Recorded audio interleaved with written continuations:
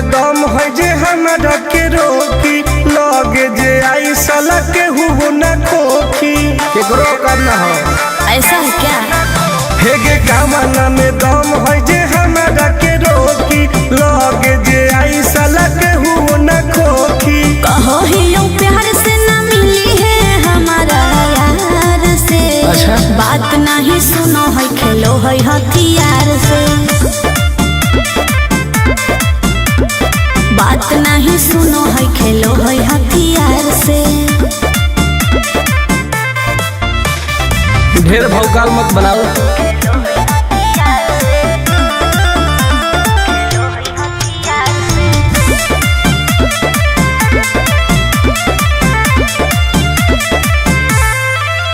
Power हो जाई तो सीज रे अरे अलगे हई ऊ चीज रे। चाइना के मशीन समझो ही की हाँ आगे करे न ढेर तू घमंड गे भरे पर तो तोरा दंड गे नमवा हमर जानो है पगली गाँव जबर पर खंड गे अरे काला टीका मार के वो घूमो हकई थार से। तब? बात नहीं सुनो है खेलो है हथियार से।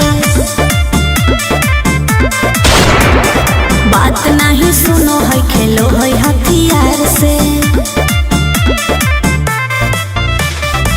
डर ना होगे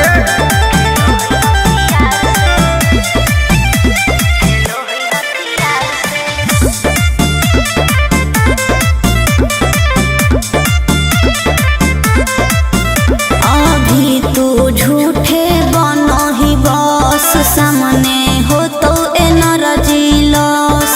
रह दे अच्छा सुन बोल। आगे चलता न कोनो के जोर गे सगर हो गए हमरे सोर गे टुन टुन आनंद पराकाश के चलती चलो है चारू ओर गे दिमागो कर तेज चलो है तलवार से। हाँ। बात नहीं सुनो है खेलो है हथियार से। बात नहीं सुनो है खेलो है हथियार से।